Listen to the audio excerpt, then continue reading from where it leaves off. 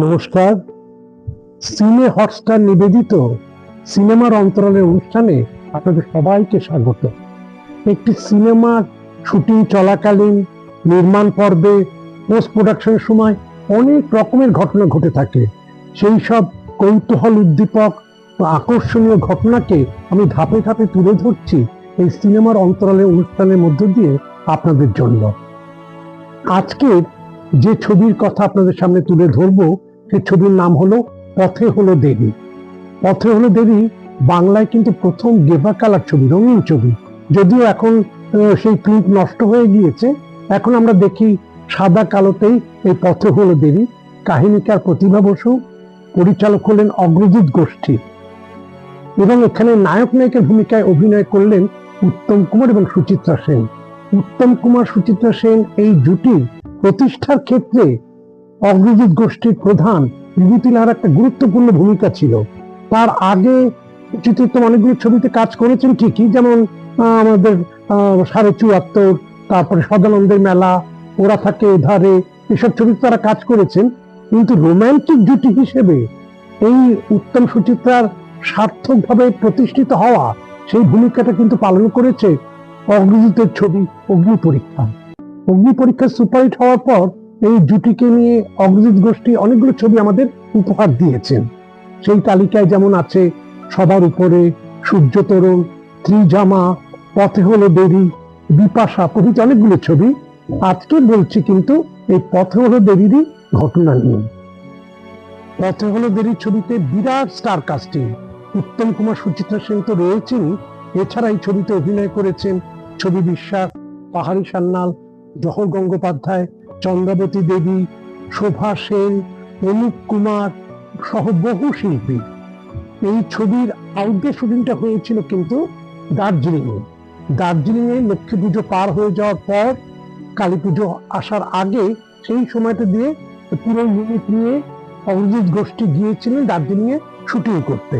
এবং সেখানে Mount Everest হোটেলে উঠেছিলেন উত্তম কুমার এবং সুচিত্রা সেন, এবং স্নো ভিউ হোটেলে উঠেছিলেন বিভূতি লাহা, যতীন দত্ত থেকে শুরু করে অরবিন্দ মুখোপাধ্যায়, সলিল দত্ত, এরা সব উঠেছিলেন আরেকটি হোটেলে।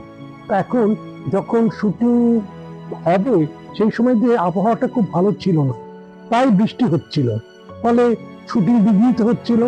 এরকম একদিন শুটিং যখন বিঘ্নিত হচ্ছে, তখন বিকেলবেলা সুচিত্রা সেন কিছু কেনাকাটা করে নিজের হোটেলের দিকে ঢুকছিলেন। আউটডোরে উত্তম কুমারের সঙ্গে গিয়েছিলেন তার একটি বন্ধু, ফটোগ্রাফার বন্ধু, আর সুচিত্রা সেনের সঙ্গে গিয়েছিলেন তার স্বামী দিবানাথ সেন এবং তাদের ছোট্ট কন্যা মুনমুন সেন।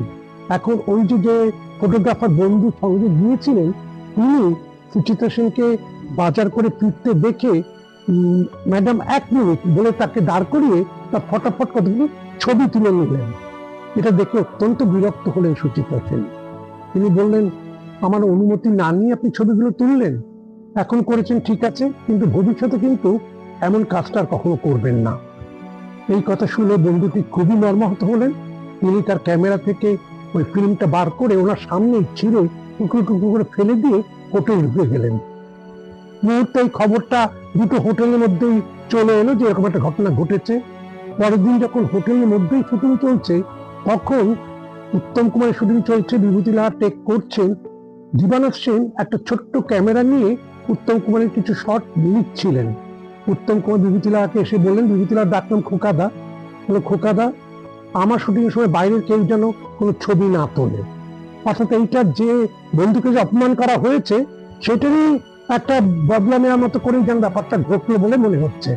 এরকম যখন থমথমে ব্যাপার, তাহলে শুটিং হবে কি হবে না, সবাই যখন এরকম দুশ্চিন্তায় মরছে, সেই সময় আবার একটা খবর এলো যে সুচিত্রা সেন বিভূতি লাহা, যতীন দত্ত গুটি কয়েকজনকে তার হোটেলে ডেকেছেন ভাই ফোঁটা দেবেন বলে।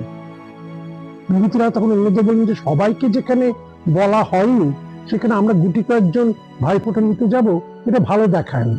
ফলে কেউই ভাই ফোঁটা নিতে গেলেন না। এইরকম যখন থমথমে অবস্থা হচ্ছে, তখন ব্যাপারটাকে শান্ত করে ফেললেন যিনি, সেই ছোট্ট মেয়ে মুনমুন সেন, তারই মধ্যস্থতায় আবার সুচিত্রার মধ্যে যে মান অভিমানটা চলছে সেটা কেটে গেল, আবার সুন্দর করে শুটিং করা গেল। এই যে ঘটনার কথা আপনাদের সামনে তুলে ধরলাম, এই কথা অরবিন্দ মুখোপাধ্যায় আমাকে জানিয়েছিলেন যখন কলকাতা দূরদর্শনে ক্লোজ আপ অনুষ্ঠানে তার সাক্ষাৎকার নিয়েছিলাম, তখন এই ঘটনার কথা তিনি তুলে ধরেছিলেন। বেশ আকর্ষণীয় একটি ঘটনা। অরবিন্দ মুখোপাধ্যায় আরেকটি ঘটনার কথা বলেছিলেন, সেটিও খুব আকর্ষণীয় ঘটনা। এই ছবির ইন্ডো শুটিং হয়েছিল অধুনালুপ্ত এমপি স্টুডিওতে। এই স্টুডিওটি হচ্ছে বিটি রোডে সিথির মোড়ের কাছে। এখানে প্রচুর ছবি শুটিং হয়েছে। আর একটু এগিয়ে গিয়ে আরেকটা স্টুডিও ছিল, সেটিরও এখন কোনো অস্তিত্ব নেই, আরিয়াদহতে। সেই স্টুডিওর নাম হচ্ছে ইস্টার্ন টকিজ, মালিক ছিলেন সুরেন সরকার। তা এই ছবির একটা মুখ্য ভূমিকায় ছিলেন ছবি বিশ্বাস। তিনি এখানে নায়িকা সুচিত্রা সেনের দাদু হয়েছিলেন। তাকে নিয়ে একদিনের গোটা শুটিং ছিল এমপি স্টুডিওতে। তার কল টাইম দেওয়া হয়েছিল 11টা। 11টা বেজে গেল, 12টা বেজে গেল, 1টা বেজে গেল, ছবি বিশ্বাসের আসার নাম নেই। অথচ ছবি বিশ্বাস খুব পাঞ্চুয়াল। তখন তার বাড়িতে ফোন করা হচ্ছে, বাড়ি থেকে জানানো হচ্ছে যে তিনি তো অলরেডি শুটিং করতে চলে গেছেন। তাহলে তিনি শুটিং করতে গেছেন অথচ এলেন না, এই ব্যাপারটা কি? ইতিমধ্যে হয়েছে কি, ছবি বিশ্বাস একটা ডায়েরিতে সব শুটিং গুলো ডেট লিখে রাখতেন যে কবে কোথায় তার শুটিংটা রয়েছে। ভুলবশত সেই দিন তিনি ওই ডায়েরিটা নিয়ে বেরোননি। কিন্তু তার ধারণা ছিল যে এরকম কোন একটা স্টুডিওতে তার কাজ রয়েছে। সেই বুঝে তিনি চলে গেলেন সুরেন সরকারের ইস্টার্ন টকিজ স্টুডিওতে শুটিং করবার জন্য। তো সেখানে তো সুরেন সরকার তাকে দেখে একটু অবাকই হলেন। বসে আছেন ছবি বিশ্বাস। তারপরে সুরেন সরকার এসে বললেন, দাদা আপনি কি আজকে লাঞ্চ করবেন এখানে? কেন, তোমাদের এখানে কি আমার শুটিং নেই? আপনার তো আজকে এখানে শুটিং নেই। তোমাদের এখানে শুটিং নেই? ও তাহলে বোধ আমার শুটিং রয়েছে এমপি স্টুডিওতে, অর্থাৎ সিথির মোড়ে। তখন ছবি বিশ্বাস সেখান থেকে চলে এলেন সিথির মোড়ে ওই এমপি স্টুডিওতে। যখন তিনি ভেতরে ঢুকে গেছেন স্টুডিওতে, তখন তাকে নিতে চলে এসছেন ওই ছবির সহকারী পরিচালক অরবিন্দ মুখোপাধ্যায়, যাকে সকলেই ভিনিদা বলে চেনেন। অরবিন্দ মুখোপাধ্যায় জিজ্ঞেস করছেন, ছবিদা আপনার আজকে একটু দেরি হলো যে আসতে? তোমাদের ছবির নামটা কি দেখো? ওদের ছবির নামই তো হলো পথে হলো দেরি। তারপরে তিনি সমস্ত ঘটনার কথা জানালেন যে কি কারণে তার দেরিটা হয়েছিল। এই ঘটনার কথাও কিন্তু অরবিন্দ মুখোপাধ্যায় ওই ক্লোজ আপ অনুষ্ঠানে আমাকে জানিয়েছিলেন। এই পথে হলো দেরি মুক্তি পেয়েছিল 1957 সালের 5ই ডিসেম্বর উত্তরা পূর্বী উজ্জ্বল এবং লাইট হাউস প্রেক্ষাগৃহ। অত্যন্ত জনপ্রিয় ছবি হয়েছিল এবং এখানে বেদিন চট্টোপাধ্যায়ের সুরে, গৌরীপ্রসন্ন মজুমদারের কথায়, গীতশ্রী সন্ধ্যা মুখোপাধ্যায়ের অনেকগুলো জনপ্রিয় গান ছিল। তার মধ্যে দুটি গান তো সময়কে হার মানিয়েছে। তার মধ্যে একটি হলো শুধু গানের দিন এলগন গান শোনাবার, আরেকটা হচ্ছে তুমি না হয় রহিতে কাছে। সিনে হটস্টার নিবেদিত সিনেমার অন্তরালে অনুষ্ঠানটি নিয়মিত দেখুন এবং সেখানে প্রত্যেকটা পর্বেই এরকম আকর্ষণীয় সব ঘটনা, নেপথ্য ঘটনার কথা আপনাদের সামনে আমি তুলে ধরব। আজ এই পর্যন্তই। নমস্কার।